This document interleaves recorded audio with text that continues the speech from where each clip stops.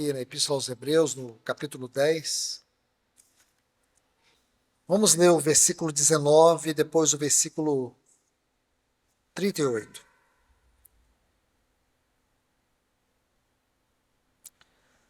Portanto, irmãos, tende intrepidez para entrar no Santo dos Santos, pelo sangue de Jesus. Versículo 38. Mas o meu justo viverá pela fé. E se ele retroceder, nele não tem prazer a minha alma. Amado Deus, querido Pai, mais uma vez, nós clamamos a Ti. Pedimos a Tua infinita misericórdia, que ela se derrame de forma muito especial nesta hora, Senhor, nesta exposição da Tua palavra. Para que a Tua palavra possa encontrar corações férteis, um ambiente onde ela possa frutificar para a glória do Teu nome. Venha nos abençoar com a Tua palavra. É o que te pedimos em nome de Jesus. Amém. Pois bem, meus amados em Cristo, nós chegamos aqui a essa parte final dessa série de estudos que fizemos aqui desde sexta-feira, sobre, em especial, esse versículo 20 aqui de Hebreus, capítulo 10, sobre o vivo e novo caminho que ele nos abriu. Então nós vimos que todo o contexto desse texto se encontra aqui no final do capítulo 6, versículo 20, onde diz que Jesus entrou por nós. Ele entrou por nós. E depois do capítulo 7, nós vimos uma maravilhosa exposição acerca do nosso Senhor Jesus ser o fiador e o intercessor de uma nova aliança. No capítulo 8, nós vemos uma exposição sobre aquilo que é a nova aliança. E nós vimos as 3 áreas da nossa vida onde essa nova aliança nos atinge. No nosso interior, no nosso relacionamento com Deus e no perdão eterno. No capítulo 9, a ênfase está sobre o tabernáculo celestial, que Cristo está ali como ministro desse tabernáculo, onde ele entrou e está sentado no trono da glória. E nesse trono, ele cumpre o papel do sumo sacerdote, um ofício que ele adquiriu, que ele conquistou mediante a sua morte, ressurreição e ascensão. Então tudo isso é para nos mostrar algo muito grandioso, que define para nós o que é a vida cristã, que corrige toda forma de espiritualismo, de religiosidade, que corrige o fato de muitas vezes nós não entendemos a doutrina da graça. Aqui em 2 Coríntios, no capítulo 6, versículo 1, Paulo faz uma admoestação severa sobre recebermos em vão a graça de Deus. Porque muitos podem receber a graça de Deus de uma forma vã. De uma forma vã. É claro que isso é possível, irmãos. Nesta epístola aos Hebreus, nós podemos ver 5 advertências. 5 advertências. Todas essas advertências nos falam pela maneira vã como nós recebemos a graça de Deus. Pela forma vil como nós vivemos a vida cristã. Só que este livro não é só de exortações, mas também de encorajamento. Aliás, este é um grande enfoque deste livro. É mostrar a vida cristã nas esferas mais elevadas. Como nós podemos viver a vida cristã, mesmo com todas as adversidades, aflições, tribulações, nós podemos viver a vida cristã de uma forma elevada. Gostaria de convidá-los a abrirem suas Bíblias aqui em 2 Coríntios, no capítulo 3. 2 Coríntios, capítulo 3, versículo 3. 2 Coríntios, capítulo 3, vai nos mostrar algo muito especial. Olha o versículo 3. Sendo, pois, manifesto que sois carta de Cristo, feita por nosso ministério, escrita, não com tinta, mas com o Espírito do Deus vivo. Não em tábuas de pedras, mas em tábuas de carne, no coração. Eu quero parar por aqui. Aqui há algo muito especial, porque Paulo vai dizer que nós somos uma carta viva. O que está escrito nessa carta? Nessa carta está escrito o testemunho da encarnação, da crucificação, da ressurreição, da ascensão e da entronização de Cristo. Nós somos um testemunho da obra de Cristo aqui na terra. É justamente isso. Se você observar e for bem criterioso no estudo da palavra de Deus, você vai perceber que essa exposição que Paulo começa aqui em 2 Coríntios capítulo 3, ela termina aqui no capítulo 5, versículo 10. O que está escrito em 2 Coríntios capítulo 5, versículo 10? Importa que todos nós compareçamos perante o tribunal de Cristo, para que seja julgado as nossas obras. Aqui não é para que seja julgado os nossos pecados. Os nossos pecados foram julgados lá na cruz. Aqui é para ser julgado as nossas obras. Aquilo que estivermos feito através do nosso corpo, através da nossa vida. Então, toda essa sessão, e eu não tenho tempo para poder fazer essa exposição, ela começa aqui. Então ela vai falar aqui no capítulo 3, Paulo vai dar esta ênfase. O que o Espírito Santo está fazendo? Ele está esculpindo em nós a história da obra de Cristo. Nós somos estas testemunhas da encarnação, da crucificação, da ressurreição, da ascensão, da entronização da obra de Cristo. Pensar no cristianismo, a parte disso, é pensar no cristianismo sem Cristo, sem cruz. É o cristianismo religião. O cristianismo religião não salva ninguém. Uma graça que não nos transforma não é a graça de Cristo. Porque a nossa vida cristã, ela é ascensional, ela é progressiva. Ela tem uma progressão. Se você observar, se você tiver tempo, e creio que tem, de ler atentamente esse capítulo 3, capítulo 4, terminando no capítulo 5, versículo 10, você conseguir ordenar todos os pontos que Paulo vai tratando aqui, são questões seríssimas daquilo que nós chamamos teologia prática. E a vida cristã, ela é fundamentada por uma teologia prática. Porque as pessoas vão para seminários, formar em seminários, para ter uma teologia de informações, de conhecimento e não de experiência. Eu quero te falar, do ponto de vista espiritual, a teologia ela tem que ser prática. Porque se a teologia não for prática, ela vai inchar a nossa cabeça de conhecimento. E não teremos a vida do conhecimento. Porque é esta vida que liberta, que transforma. Então aqui nós vamos perceber que Paulo está dizendo isso. Deixe-me colocar outros textos. Ele diz assim no versículo 7, se porém o ministério de morte, escrito e gravado em pedras, revestiu de tanta glória, que os filhos de Israel não podiam fitar os olhos na face, no rosto de Moisés, em razão da glória do seu rosto, a qual estava desvanecendo. Como não será maior glória o ministério do Espírito? Se o ministério da condenação era glória, muito mais excede em glória o ministério ou o ministério da justiça. Na verdade, o que foi feito glorioso não é, nesse respeito, por causa da glória mais excelente. Pois se aquilo que se desvanece era glorioso, muito mais glorioso é o que é permanente. que Paulo está dizendo? Aqui ele está usando uma linguagem paradoxal.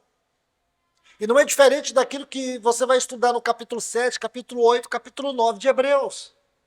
Porque o escritor aos Hebreus também vai fazer uma exposição paradoxal, mostrando que na antiga lei, e aqui este quadro do capítulo 3 é todo aquele quadro do Sinai, que começa ali em Êxodo, capítulo 19. No capítulo 20, Deus traz a visão da casa, da sua casa. No capítulo 28, Deus traz a visão do sacerdócio, a casa do sacerdócio. E isso perdura até eles saíram ali daquela 12ª estação, que é a estação do Monte Sinai. E no capítulo 34 diz que quando Moisés ele descia do Sinai, quando ele trouxe novamente as tábuas da lei, diz que o seu rosto resplandecia com uma glória que o povo não conseguia olhar para a face de Moisés. E sabe o que Moisés fazia? Ele cobria a sua face com um véu. Para quê?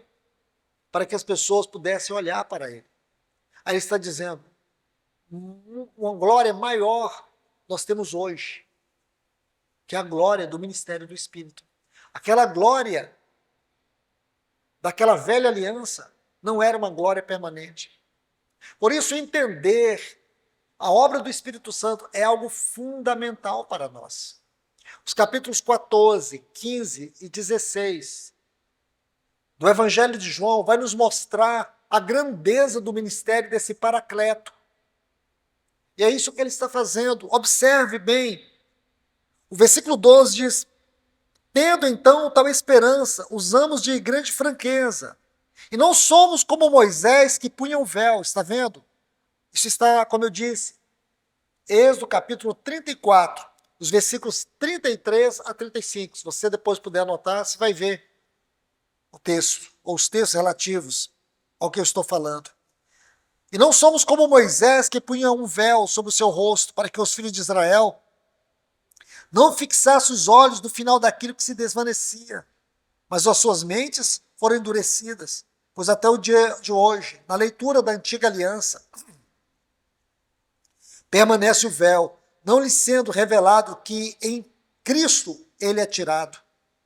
Contudo, até o dia de hoje, sempre que leia Moisés, está posto um véu sobre os seus corações. E todas as vezes, porém, que algum deles se converte, o véu é tirado. Ora, o Senhor é Espírito. E onde está o Espírito do Senhor, aí há liberdade.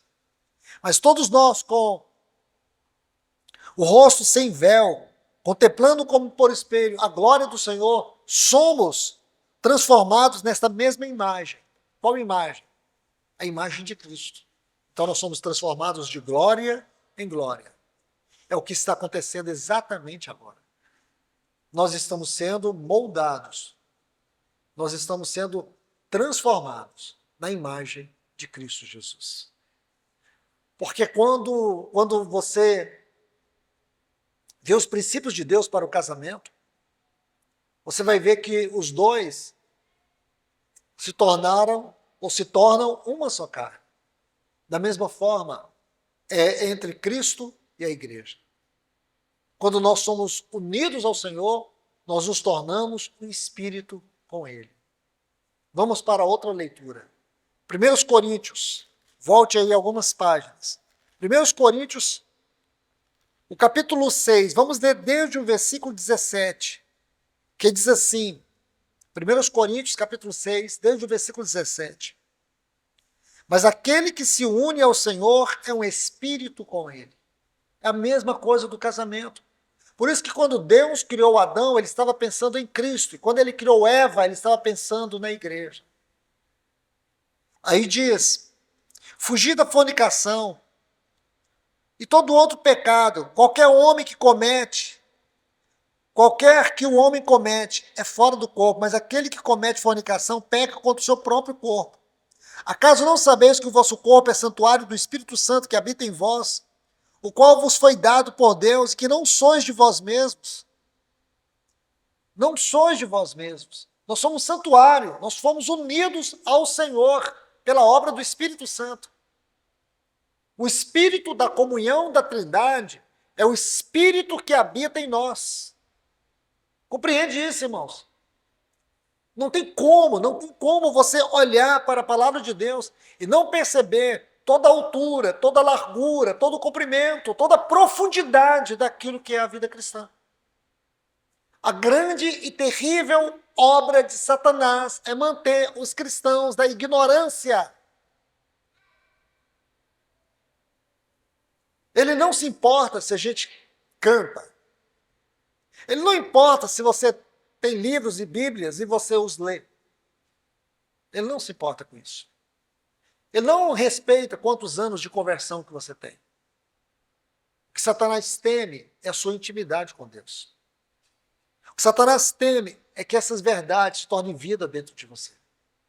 É que um dia você descubra a altura, a largura, o comprimento, a profundidade daquilo que é a vida cristã que você recebeu pela graça em Cristo Jesus. Entender que nós somos unidos com o Senhor. Nós somos um espírito com Ele. Há um matrimônio, há um casamento, há uma aliança. Você vê tudo que diz respeito ao casamento, diz respeito à vida cristã entre nós e Cristo. De maneira que a igreja é apresentada para Ele como uma noiva. E é isso que temos que entender.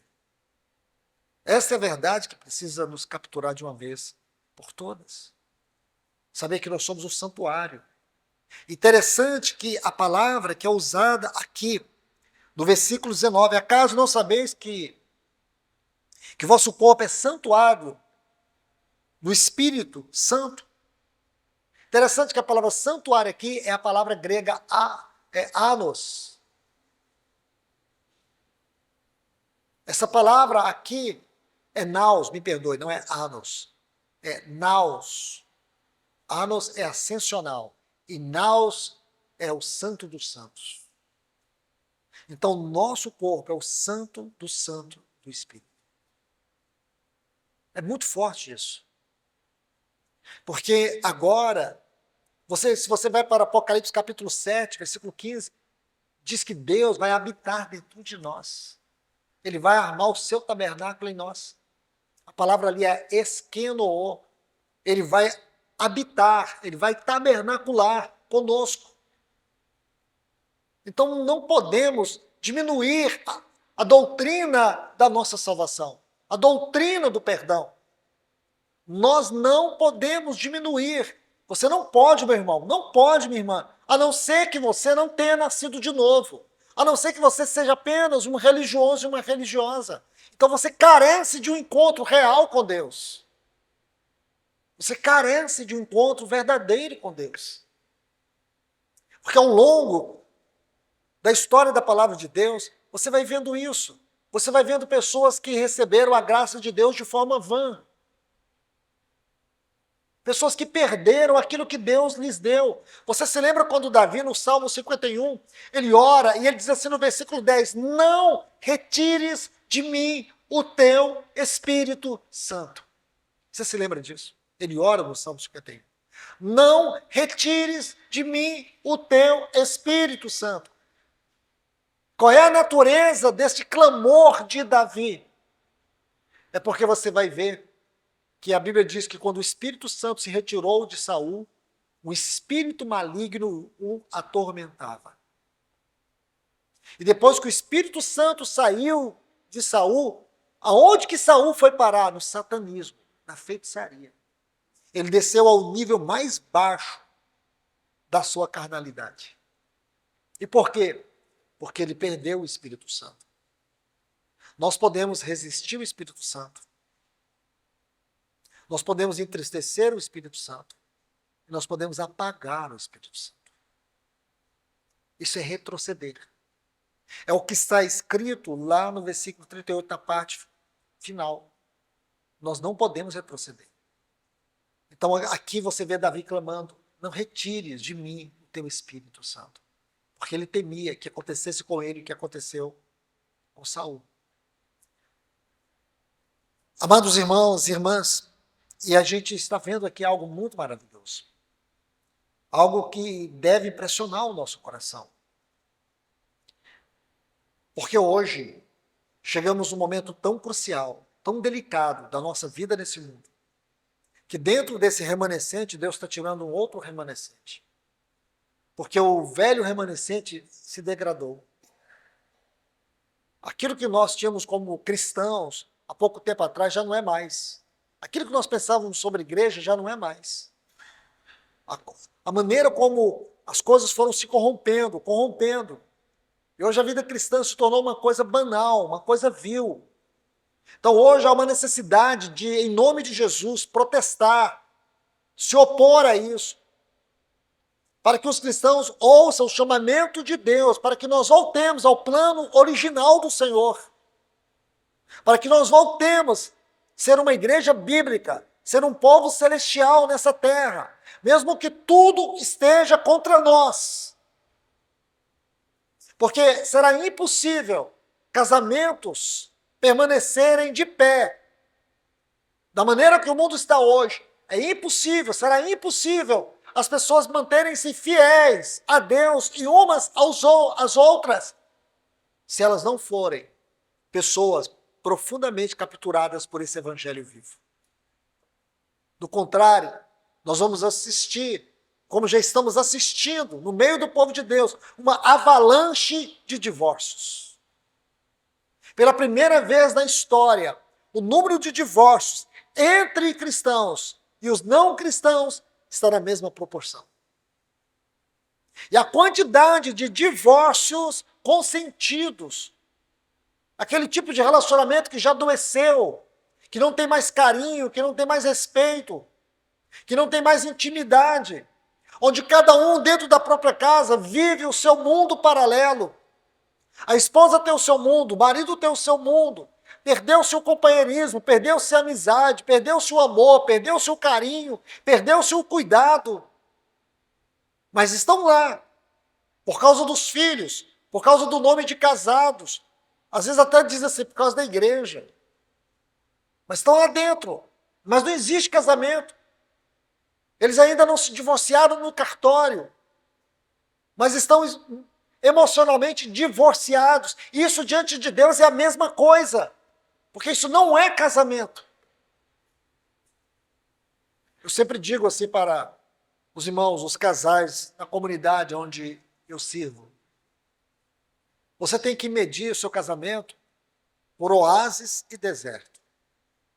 Se você passa longos períodos de deserto no seu casamento e um período curto de oásis, seu casamento emocionalmente já acabou. Você só tem uma aparência conjugal. Agora, se você tem um grande oásis e um curto deserto, amém. Você está vivendo um casamento normal. Então é bom que cada um de nós venhamos refletir sobre isso. Porque eu digo que geralmente não é o casamento que acaba, é a fé que acaba. É o relacionamento com Deus que acaba. Você vê muitos casais que são sustentados porque um ali ama o Senhor. É o esposo sendo santificado pela esposa, é a esposa sendo santificada pelo esposo. Tem uma luz ainda que está acesa no casamento. Então, amados irmãos, desculpe-me esse parênteses, mas é importante falar sobre isso. Porque nós temos que voltar à teologia prática. Essa teologia prática, ela perscruta os labirintos mais profundos da nossa alma. É como que fazendo uma ressonância na nossa espiritualidade. Se nós queremos viver esta vida cristã nos lugares celestiais, é importante nós considerarmos todos estes pontos. Então vejamos aqui.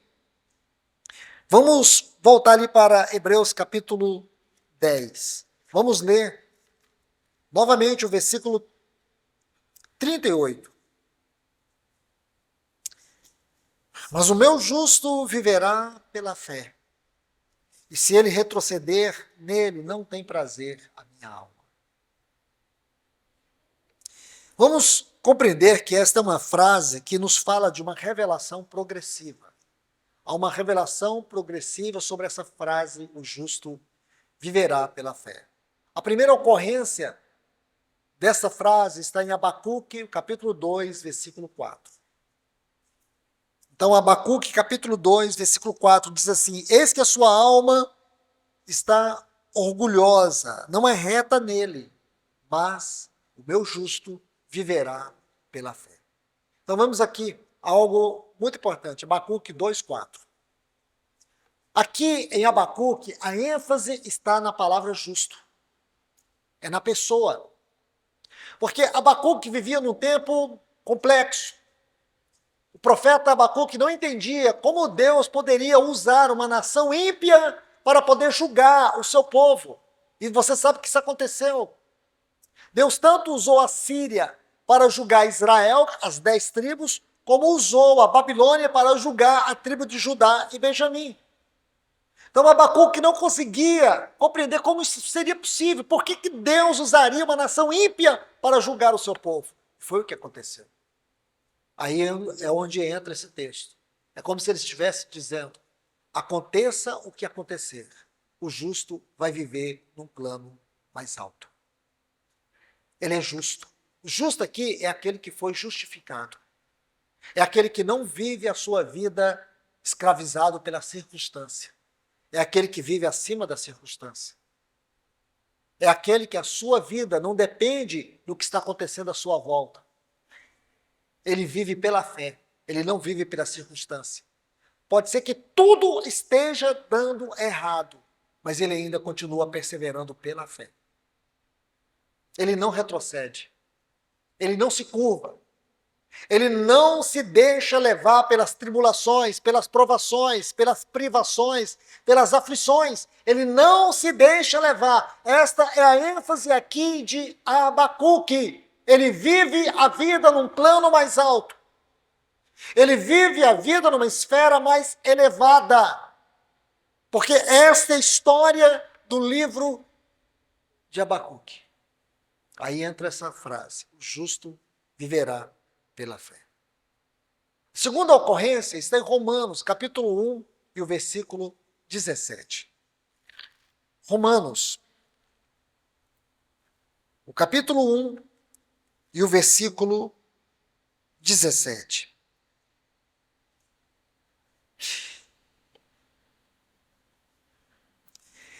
Ele diz: porque no Evangelho é revelado de fé em fé a justiça de Deus. Como está escrito: o justo viverá pela fé. Aqui o destaque está na palavra viverá. Viverá. O justo, ele vive a sua vida baseada na justiça de Deus em Cristo Jesus. A nossa vida tem como fundamento a justiça de Deus em Cristo Jesus. É o que está no texto, no Evangelho, porque no Evangelho é revelado de fé em fé a justiça de Deus. Como está escrito: o justo, ele viverá baseado nessa justiça. Na justiça de Deus. Não é na confiança em si mesmo. Não é baseado naquilo que ele pode fazer. Na lei, você tinha que oferecer sacrifícios todos os dias, se possível fosse, por causa dos seus pecados. Você pecava, oferecia um sacrifício. Isso está registrado de maneira muito clara, tanto no capítulo 9 como no capítulo 10. A primeira parte, os 4 primeiros versículos do capítulo 10 de Hebreus, vai falar justamente disso. Esse é o paradoxo. As obras da lei, os sacrifícios, repetidas vezes. Havia necessidade de se fazer sacrifícios por causa dos pecados. Mas aí, agora, nós não precisamos mais fazer nenhuma forma de sacrifício. Porque Hebreus vai dizer para nós no capítulo 10 que com uma única oferta ele nos perdoou para sempre. Com o único sacrifício ele nos deu um perdão eterno.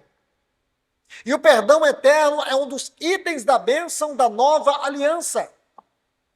Então, se nós podemos entrar, se nós podemos viver uma vida cristã elevada, não é por causa da nossa justiça, é por causa da justiça de Deus em Cristo. Isto é, a justiça de Deus foi satisfeita por causa da obra de Cristo. Compreende, irmãos? Você se lembra quando Pilatos, tentando facilitar as coisas para Jesus, ele buscou um criminoso chamado Barrabás. Barrabás. Então ele apresentou Barrabás e Cristo. Você sabe quantos julgamentos Cristo passou até a cruz? 6. Ele foi julgado 6 vezes. Ele foi julgado na casa de Anás, de Caifás e também no Sinédrio. Esses julgamentos foram julgamentos religiosos. Depois ele passou por 3 julgamentos cíveis. Pilatos, Herodes e, por último, Pilatos novamente. 6 julgamentos. Sabe o que esses julgamentos puderam provar?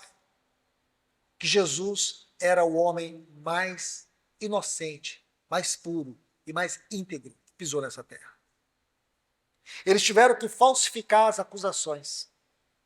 Então, Pilatos, vendo a justiça de Cristo, a integridade dele, e vendo que o problema era muito mais religioso do que político e civil, ele apresentou Barrabás. E por que a multidão escolheu Barrabás? Bom, movido pelos líderes daquele tempo, eles preferiram Barrabás porque Barrabás não era uma ameaça àquela religião apostata daquele tempo. Cristo sim. Mas a grande razão não é essa. A grande razão é que ainda haveria mais um outro julgamento, o 7º. Nos 6 julgamentos, eles não encontraram nenhum pecado nele. Não havia uma mínima nódoa na sua integridade moral. Mas ele não foi condenado por Anás, Caifás, nem pelo Sinédrio, nem por Herodes, nem por Pilatos. Ele foi condenado pelo Pai. Porque no 7º julgamento, aí sim, encontraram todos os pecados, não dele, os nossos.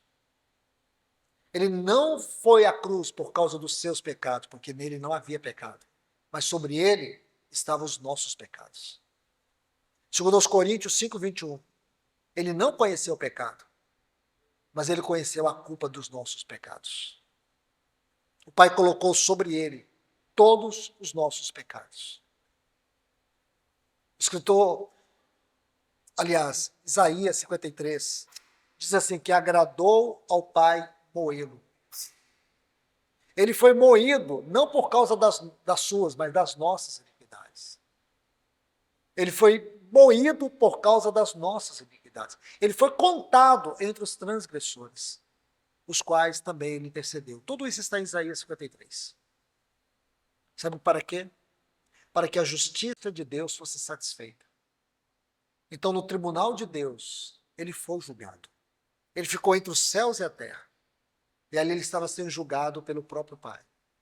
Toda a ira de Deus, que deveria ser contra nós, caiu sobre ele. Por isso que em 1 Coríntios capítulo 1, versículo 30, diz que ele é a nossa justiça. A nossa justiça não foi um ato. A nossa justiça é uma pessoa.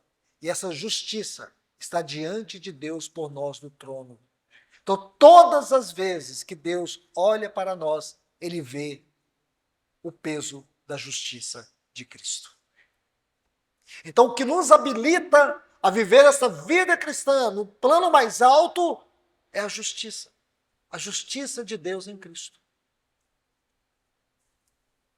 O terceiro texto onde ocorre essa frase, o justo viverá pela fé, é em Gálatas capítulo 3, e o versículo 11.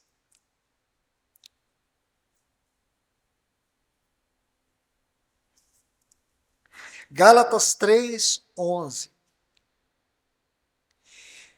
E é evidente que pela lei ninguém é justificado diante de Deus. Por quê? Porque o justo viverá pela fé. Então, em Abacuque a ênfase estava na palavra justo. Em Romanos a ênfase estava na palavra viverá. Então aqui, em Gálatas capítulo 3, versículo 11, a ênfase está sobre a palavra fé. Veja que a ênfase da palavra fé aqui contrasta com a palavra lei. Porque no tempo do nosso Senhor Jesus, quando ele veio, as pessoas andavam pelas obras da lei. Eles procuravam andar em conformidade com a lei, mas eles conseguiram cumprir a lei? Não. Eles não cumpriram a lei. Eles foram todos condenados pela lei. Eles não eram capazes de agradar a Deus segundo a lei. Quando Jesus encontrou aquele jovem que chegou até ele, tentando colocar ele à prova, e ele questiona o Senhor sobre os mandamentos, o que Jesus disse para ele? Amar a Deus sobre todas as coisas, com toda a sua força, com todo o seu sentimento, e ao próximo. Porque ninguém era capaz de amar a Deus com todas as suas forças. Nós não fomos salvos porque nós amamos a Deus. Nós fomos salvos porque Deus nos amou primeiro. Deus nos amou a ponto de dar o seu Filho por nós. Então aqui está algo muito especial. É que nós andamos por fé. Segundo aos Coríntios, capítulo 5, versículo 7, diz que nós não andamos por vista, nós andamos por fé. Então viver a vida cristã nos lugares mais altos é um ato de fé. O cristão precisa entender isso. Fé não é um pulo no escuro. Essa ideia que a fé é um pulo no escuro. É como se fosse uma certeza que não é certeza. Não, a fé é segurança. A fé é realidade espiritual. Compreende, meu irmão? Compreende isso, minha irmã? A fé é uma realidade espiritual. Nós não andamos confiado em obrigações, nós andamos por fé. Fé na obra do Calvário, fé naquele que é o autor e consumador da nossa fé. Fé que os nossos pecados já foram perdoados. Fé que Deus nos ama. Que Deus nos ama. Fé que Ele preparou para nós um lugar que nós ainda não apropriamos fisicamente desse lugar, mas esse lugar não deixa de ser uma realidade espiritual para nós, onde nós podemos entrar em espírito e em verdade. Vamos abrir nossas Bíblias aqui em João capítulo 17, por favor.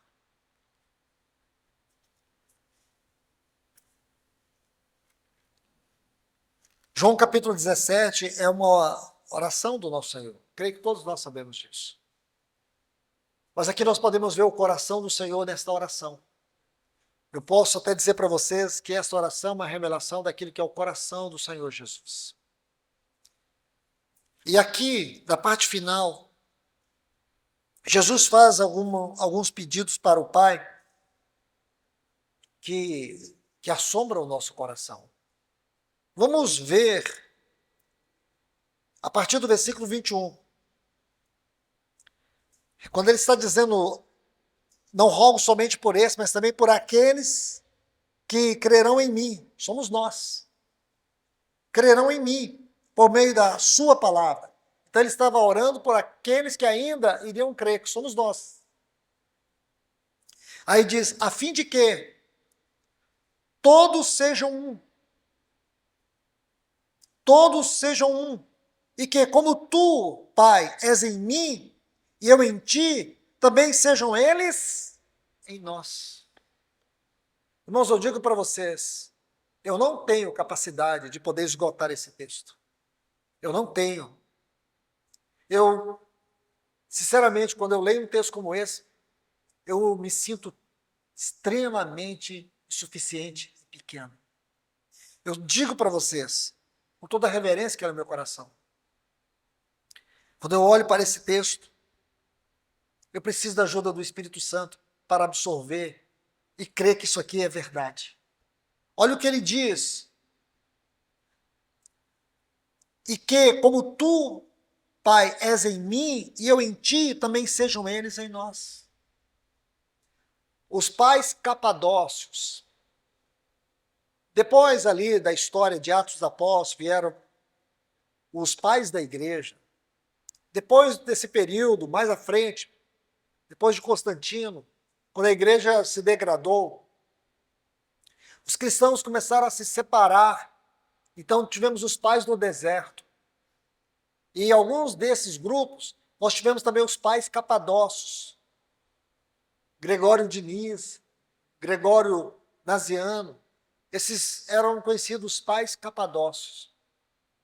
E eles quando eles estudaram o Evangelho de João. Eles ficaram impressionados com essas verdades. Eles ficaram tão profundamente tocados como era possível essa união da Trindade conosco.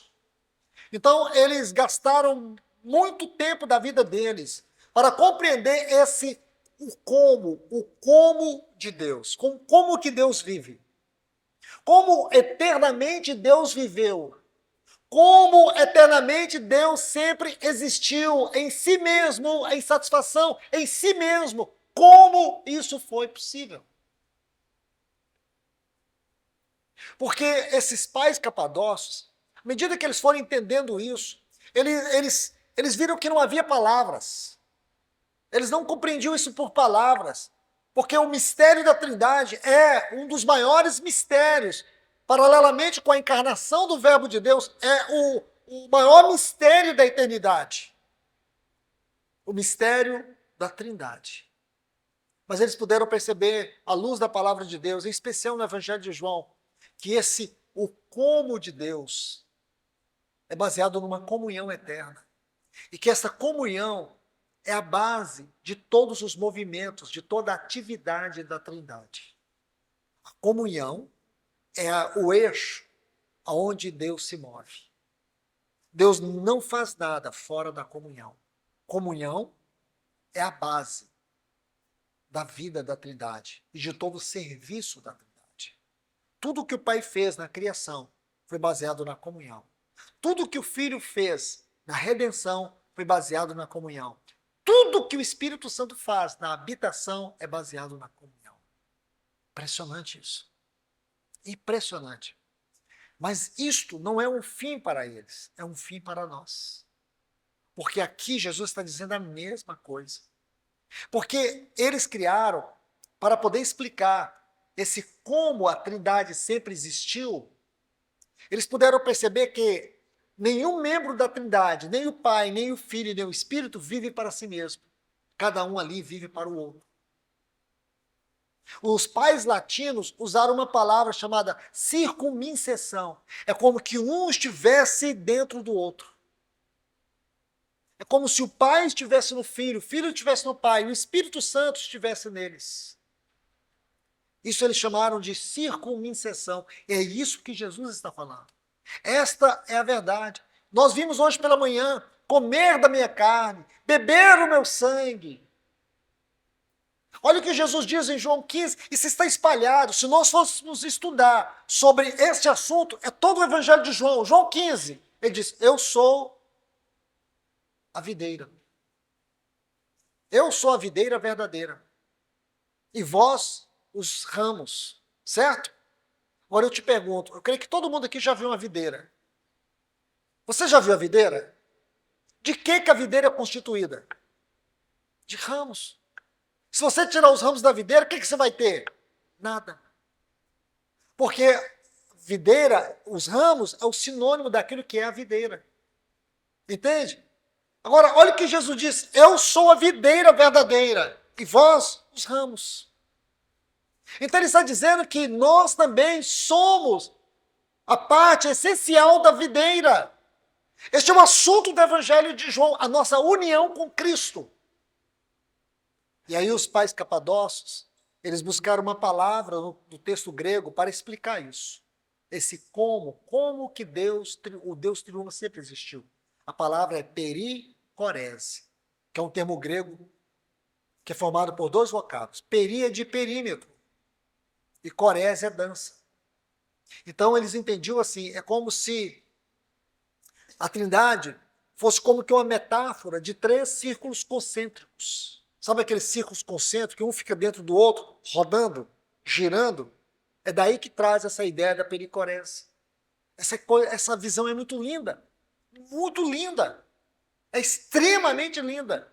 Essa metáfora ilustrativa para você compreender essa união, essa integração, essa circunseção que existe entre eles. Aí, você vai ver que é a mesma coisa que fala sobre nós. Que nós somos o santuário, que ele habita dentro de nós. Sua vida está dentro de nós. Nós podemos comer dele, nós podemos participar com ele.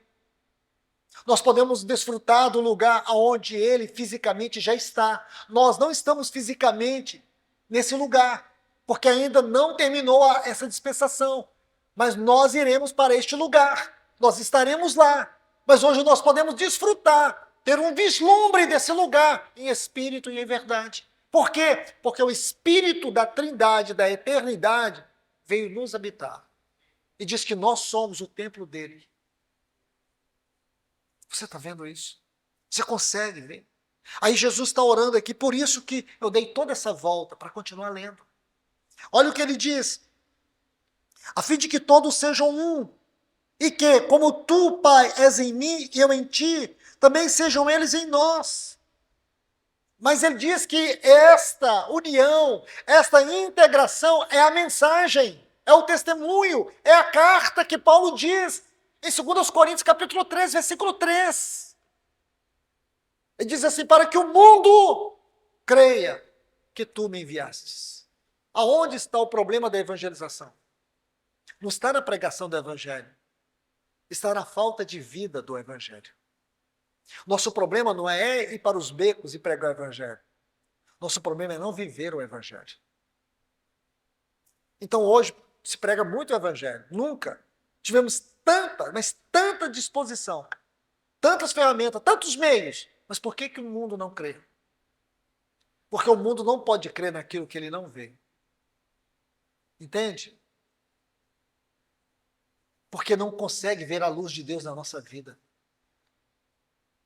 Essa é a grande verdade. Não consegue ver a luz de Deus. Nós precisamos entender, porque a Bíblia não, o mundo não lê Bíblia, o mundo lê nossas vidas. O mundo não lê o Evangelho, o mundo lê os evangélicos.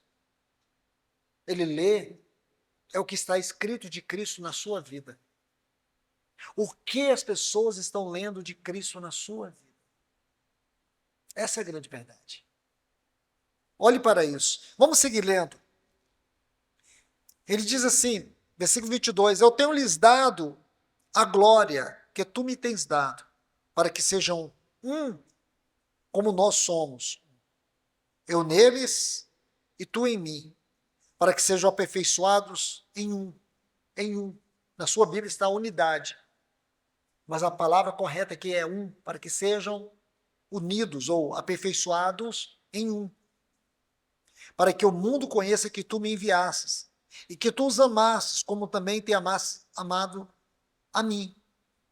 Pai, quero que onde eu estou, olha que texto, estejam comigo os que me destes, a fim de verem a minha glória, que me tens dado, pois me amasses antes da fundação do mundo. Pai justo, o mundo não te conheceu, mas eu te conheci, e esses conheceram que tu me enviastes. Eu lhes fiz conhecer o teu amor, e o farei conhecer, a fim de que o amor com que me amaste esteja neles, e eu neles esteja. Está vendo o que é a vida cristã prática? É isso. Então, não viver isso é não viver vida cristã. O contrário disso é religiosidade. O contrário disso é apostasia, é indiferença, é frieza, é retroceder. Vamos então prosseguir. Hebreus capítulo 10, versículo 38. Aí chegamos no texto, nessa progressão, essa revelação progressiva das Escrituras. Então ele vai dizer assim, o meu justo, você vai ver que ele começa diferente. O meu justo viverá pela fé. Interessante que nas outras sentenças, aqui eu me refiro a Abacuque 2,4, Romanos 1,17, Gálatas 3,11, tinha no próprio texto, tinha um ponto de tensão. Aqui não. Você vê que não tem no próprio texto uma tensão. O ponto de tensão aqui é muito longo. É muito longo. O que ele está dizendo aqui começa desde o versículo 19, se você observar bem. Porque no versículo 19 ele diz que nós podemos entrar, tendo, pois, intrepidez para entrar Aí no versículo 38 ele diz, mas se retroceder, se não entrar, se retroceder, eu não tenho prazer nele. Então a pergunta que nós temos que nos fazer nessa noite aos pés do Senhor é, eu tenho entrado, eu tenho desfrutado, eu tenho vivido uma vida cristã elevada, eu faço parte daqueles que têm retrocedido na fé. Porque você sabe qual é o oposto de fé? Incredulidade. Aqui em Hebreus tem 2 capítulos, aliás. 2 capítulos que tratam da incredulidade. O capítulo 3 e o capítulo 4. Se você estudar esse capítulo 3 e o capítulo 4 de Hebreus, você vai ver que esse capítulo tem uma luz, um eco, que está lá na peregrinação do povo de Israel no deserto. Especialmente em Horebe. Quando eles chegaram ali. Mas também você vai ver em outros lugares, como também lá na 15ª estação, que é a Ritma, quando Deus mandou que Moisés separasse 12 príncipes para que eles pudessem espiar a terra. Então eles foram e voltaram trazendo fruto da terra, dizendo que sim, a terra mana leite e mel. Porém, havia gigantes e eles não tinham como entrar naquela terra. Eles disseram, vamos levantar um outro capitão e voltar para o Egito. Josué e Caleb rasgaram suas vestes e disseram, não, nós não vamos voltar para o Egito. Nós vamos ir adiante. Encorajou o povo. E ali Deus rejeitou aquela velha multidão que saiu do Egito. Deus disse, nenhum de vocês entrarão na terra de Canaã. Sabe por que eles não entraram? Por causa da incredulidade.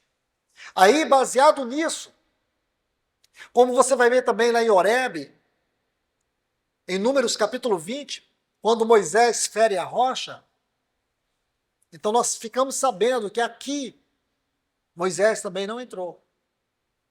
No caso de Moisés, foi um caso à parte, mas também envolve a mesma coisa. Ele deixou de honrar Deus no meio daquele povo. Foi um ato infeliz. Mas não vamos entrar nesse caso, vamos entrar nesse outro. Porque Hebreus vai dizer assim, resta um descanso, um desfrute para o povo de Deus. Eles não entraram por causa da incredulidade. Então Hebreus vai exortar para que nós não sejamos como eles. Aí no capítulo 3 ele vai falar sobre o coração endurecido pelo engano do pecado. Toda pessoa incrédula, ela tem um coração endurecido pelo engano do pecado. Toda pessoa incrédula é uma pessoa que foi enganada pelo pecado. De uma forma ou de outra, o pecado está enganando ela. Por isso ela não consegue entrar. Ela não consegue encontrar em Deus a sua satisfação e o seu prazer. Aí é onde as pessoas elas têm a opção da religião. Porque a religião não cobra nada. A religião eu posso fazer o que eu quero, como eu quero. E ainda posso fingir espiritualidade. E ainda a falsa sensação de que estou sendo amado, de que Deus está me enchendo, que eu sou uma pessoa cheia do Espírito, que Deus pode me usar nos seus dons. Olha o que diz Mateus capítulo 7, versículo 21, nem todos que me dizem Senhor, Senhor entrarão no reino dos céus, mas aqueles que fazem a vontade do meu Pai. E muitos vão dizer assim, Senhor, não temos nós porventura pregado em teu nome. Em teu nome não temos feito muitos milagres, operado maravilhas. Eu lhes direi explicitamente, apartai-vos de mim, os que praticam iniquidade. Está vendo? Pessoas que trabalham para Deus e não pessoas que são trabalhadas por Deus. Pessoas que têm a vida espiritual como ativismo e não como serviço devocional. A Bíblia é muito clara sobre isso, irmãos. Então nós temos que atentar para essas verdades. Senão nós vamos ser como esses que retrocedem, que não avançam, que não têm um viver ascensional. Não tem um progresso. Aqui nós vemos uma revelação progressiva. Porém, essa revelação progressiva, de fato, ela revela para nós um progresso espiritual do justo que vive pela fé. E esse justo que vive pela fé, Deus tem prazer nele.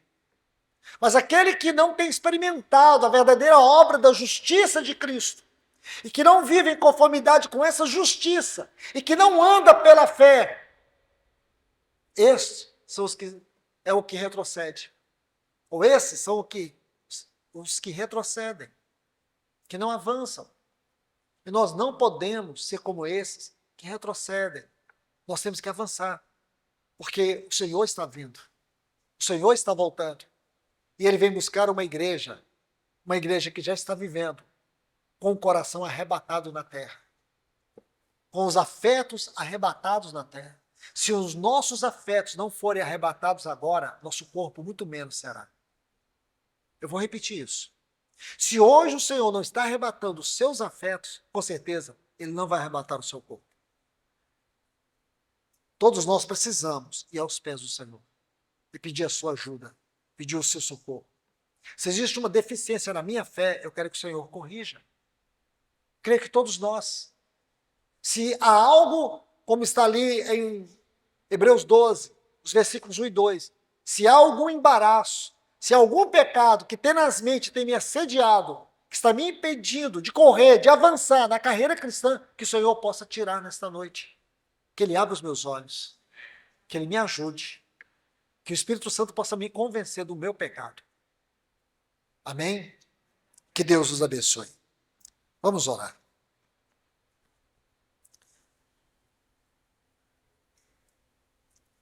Amado Deus, querido Pai, Senhor, nós louvamos o Teu nome por esses dias que o Senhor nos deu aqui de meditação na Tua palavra. Senhor, que a Tua voz continue ecoando no nosso coração. Que a Tua palavra continue de forma eficaz, penetrando mais profundamente dentro de cada um de nós. Senhor, vem nos abençoar. Que esses não tenham sido dias em vão, mas que tenham sido dias onde o Senhor há de prosseguir ou há de começar nas nossas vidas. Senhor, se verdadeiramente existem aqui aqueles que têm retrocedido, que esta palavra seja o meio do Senhor capturar os seus corações, abrir os seus olhos, para que eles possam andar por fé, não por vista. Porque sem fé é impossível te agradar. Que nós venhamos te agradar, que nós venhamos ser o teu prazer, o lugar da tua satisfação. Senhor, nós queremos te desfrutar, mas queremos que o Senhor encontre desfrute em nós, na nossa vida de fé. Porque somente pela fé nós podemos te agradar. Nos ajude, Senhor. Ajude esta assembleia aqui que tem recebido essa palavra. Ajude cada pessoa onde esta palavra há de penetrar. Nós clamamos pelo teu socorro, em nome de Jesus. Amém.